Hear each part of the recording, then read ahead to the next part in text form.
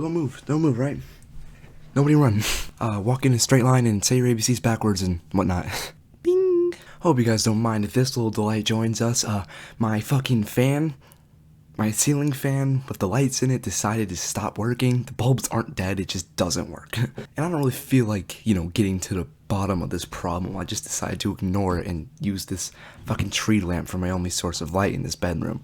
And my hair is also getting really long, but I don't want to cut it, I kind of want to see if I can grow it out to the point of annoyance of my own self, so I hope you guys don't mind if I endeavor and try to figure out how to, put my hair up or whatever. Then an area that is long enough to reach behind.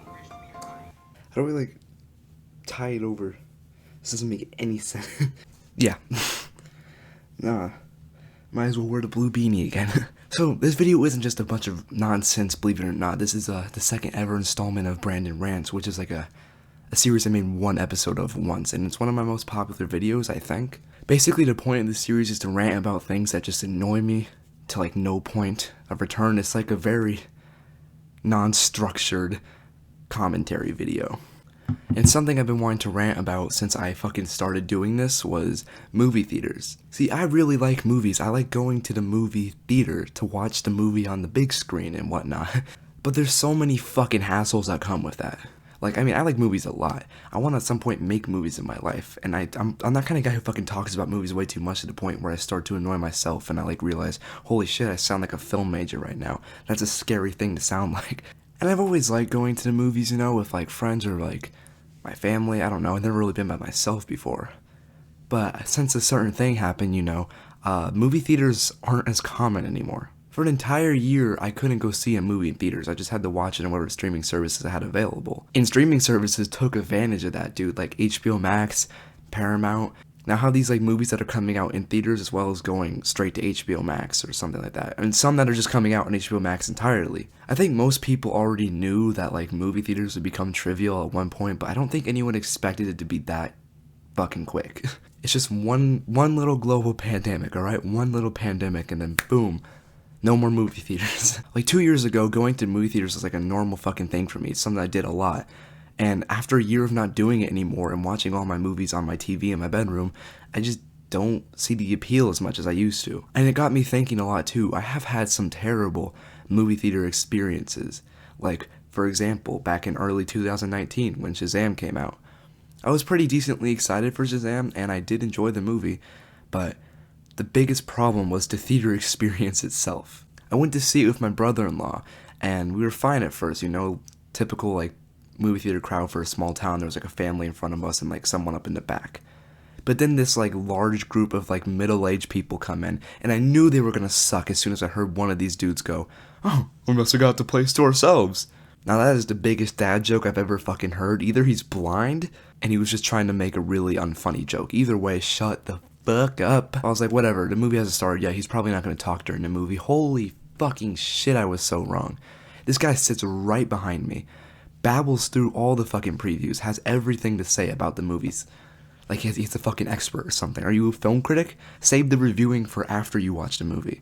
This man was just having normal conversations at the volume that I'm talking now in a movie theater. That's fucking screaming in the world's quietest room. Man has so many things to say about the movie, oh, that was stupid, oh, wow, oh, yeah. The end credits of that movie are a joke where Shazam is in all these drawings where he's better than everyone else, and it's clearly a joke, and this guy the whole time kept going, Shazam's not faster than the Flash, or he's not stronger than Superman. No shit.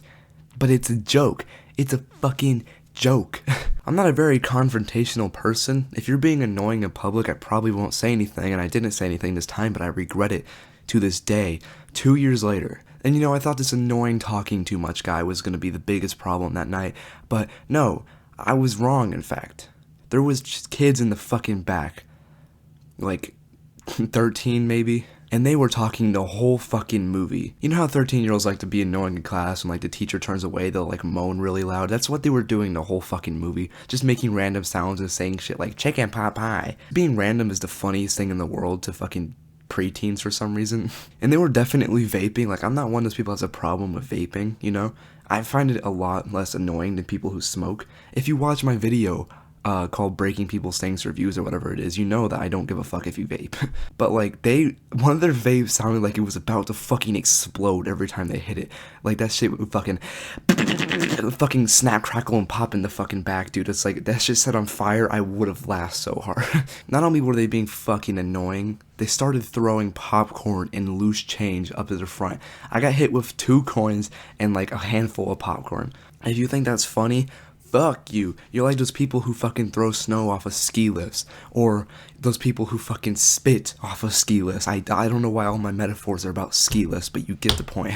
I could not enjoy that movie. Like, every time I think of that movie, I just think of how angry I was that entire fucking movie because of the people in the theater. Of course, I've always dealt with, like, the theater things, too, of, like, people who are really tall sitting in front of you, or fucking people sitting right next to you, even though there's so many different seats they could choose. But like, I never had a theater experience that annoyed the fuck out of me that much. That like fucking nailed in why I like to watch movies from home now.